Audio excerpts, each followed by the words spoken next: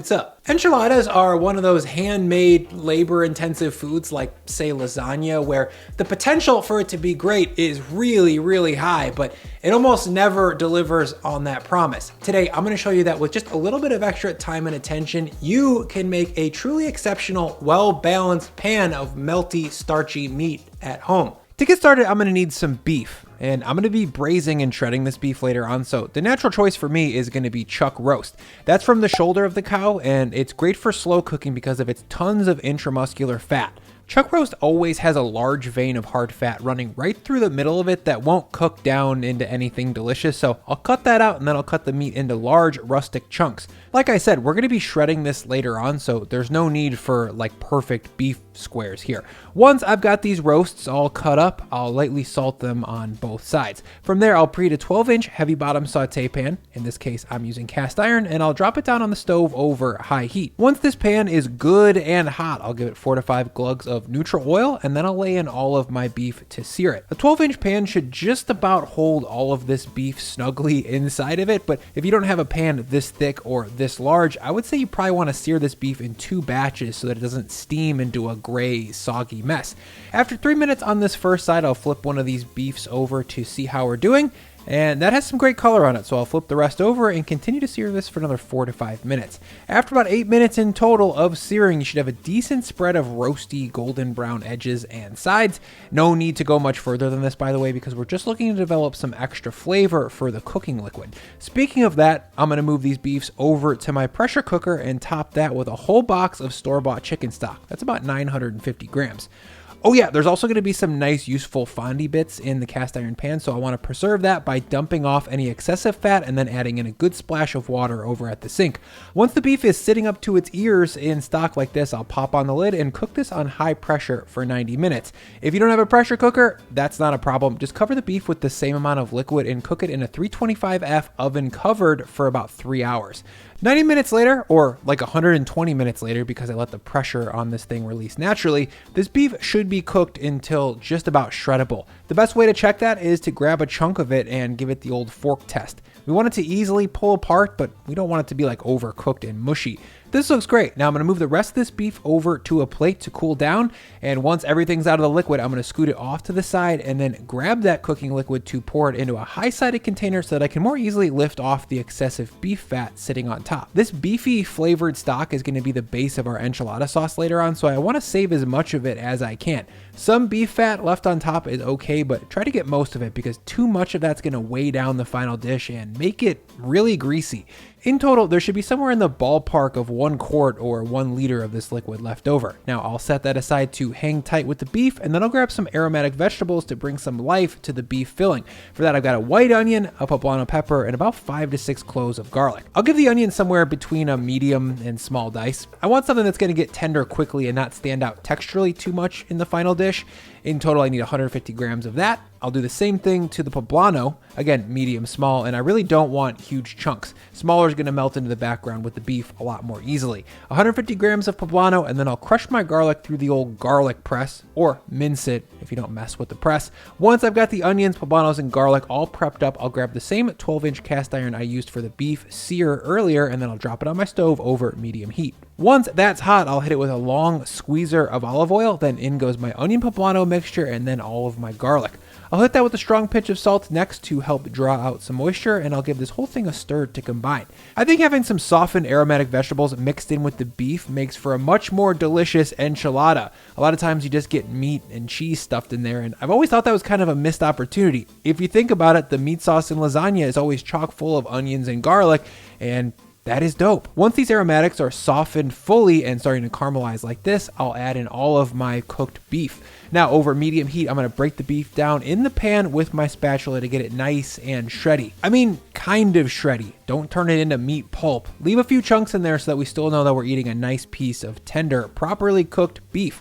Once the beef is broken down and starting to fry up and take on some color, with the onions, I'll add in 5 grams of chili powder, 5 grams of cumin, a bunch of cracked black pepper, and 2 grams of dried oregano. I'll also add in the juice of 1 whole lime. Next, I'll jump back in with my spatula and give everything a nice stir to combine, and then I'll keep on frying this for another minute or so, or until the beef is starting to take on some color and the spices have been well integrated with everything else. To finish, I'll hit this with a small pinch of salt to make sure everything is properly seasoned. I'll stir that in, and then I'll take it off heat and move it over to a bowl to hang out until it's enchilada time. Now, while that beef cools, I'm gonna make the smoky, dark enchilada roja sauce. For that, I'll grab a heavy bottom pot and warm it up over medium heat. Once that's hot, I'll squirt in 3 to 4 tables of olive oil, and then I'll add in 75 grams of chili powder and 50 grams of paprika. Smoked would be ideal, but regular sweet paprika is also good. Now, I'll stir that up and let those spices toast up in the pan. Toasting chili powders before any moisture is added really opens up its aroma. Flavor compounds in there are going to recombine from the heat and form new flavors that are usually deeper, more roasty, and earthier than what you get just straight out of the bottle. Once I'm really vibing the aroma of this smoky, raisiny chili powder, I'm going to add in about 1/3 of my reserved beef cooking liquid. I'll stir that in real quick to get it absorbed, just like I would liquid into a roux, because if I added everything at once, there's a really good chance that these dry powders would clump up. Once that first bit of liquid is all the way stirred in, I'll add in another 1/3 and stir that in. Finally, I'll add in most of the rest. I'll save maybe 150 grams or so of that to use to thin it out if this sauce gets too gloppy later on. Once I've got the stock stirred in, I'll add in 225 grams of tomato sauce, 15 grams of brown sugar, 25 grams of cider vinegar, and 5 grams of salt. Stir that to combine and bring it up to a hard simmer. From there, I'll reduce the heat to medium-low and cook this sauce for 15 to 20 minutes. While that cooks, let me quickly thank the sponsor of this video, Geologie. Geologie is a 9-time award-winning men's skincare brand that helps you find a simple, effective skincare routine. The main reason that I trust what they do is that their products are all built around scientifically proven ingredients like retinol, niacinamide, and kojic acid, all 3 of which are trusted standbys for dermatologists and help your skin deal with oiliness, wrinkles, dark puffy eyes, or if you're like me, adult acne. To find out which one of these skincare products would work best for you, you go to their website, take their quick 30-second quiz to answer a few questions about your skin, and from there, a crew of dermatologists match you with a regimen designed specifically for you. I've been using regimen 17 for about 4 to 5 months now, and the real value for me has been in actually having some kind of skin routine. My regimen started with a 5-piece trial that gave me 2 face washes, that's 1 for the sink and 1 for the shower, a morning cream, a night cream, and an eye cream. After that, you can continue with a 90-day supply of whichever part of your regimen you liked the most. So to give Geologie a try, use the link in my description and head to geologie.com to take their free skincare quiz and save up to 50% off your first 30-day trial. Thank you, Geologie. 20 minutes later, when I check back, this sauce is reduced by about 30% and it's thickened up quite a bit. As this sauce cools off and as we get closer to rolling enchiladas, it's gonna thicken even more. So texturally, it should be saucy, but still a touch loose like this. Now I'm gonna take it off the heat and give it a quick taste to see how everything actually came together. Oh, dude, that is super hot. But overall, salt is good, acid is good, and there's just a touch of sweetness to accentuate the chili's fruitiness. Now, 2 more details we need to dial in here before we build these enchiladas are going to be cheese and tortillas. First, let's talk about the cheese. I've got a blend of 2 different cheeses here. The first one is a medium sharp cheddar cheese. I grated that myself on the largest hold side of my box grater. The other cheese in the mix is a pepper jack cheese. In total, I need 12 ounces or about 350 grams of each cheese. And I'll mention that I generally prefer to grate my own cheeses for stuff like this because feather shredded Mexican blends at the store melt weird and I think they taste kind of stale.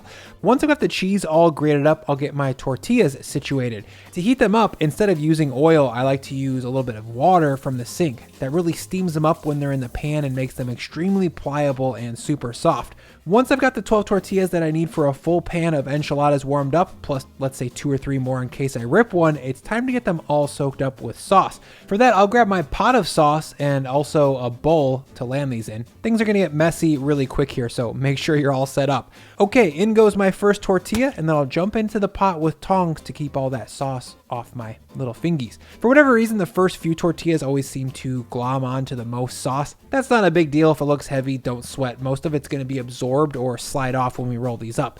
Now, I'm gonna run the rest of these tortillas through the bath like this, and once I've got all of them stacked up in the bowl, it's time to roll them out. First, I'll preheat my oven to 375 F190C and also grab a baking dish. I'll link to this specific one below if you want something exactly like mine, but if you have a Pyrex or anything like it, that would do too. One last thing I need to do before rolling these up is to sauce the bottom of this pan so that the tortillas don't stick. Now I'll lay in about a cup's worth and make sure that's spread from edge to edge. To fill these tortillas, I'm gonna grab about 3 to 4 ounces of the shredded meat and pinch it into a little line, just like when you were a broke 20-year-old and you rolled your own cigs to be cool. Don't smoke, you guys. Behind the meat, I'm gonna add in a healthy pinch of the blended grated cheeses, and then I'll roll it up to be as tight as I can get it. If a little meat or cheese falls out, no worry there, just tuck it back in to keep things nice and tight.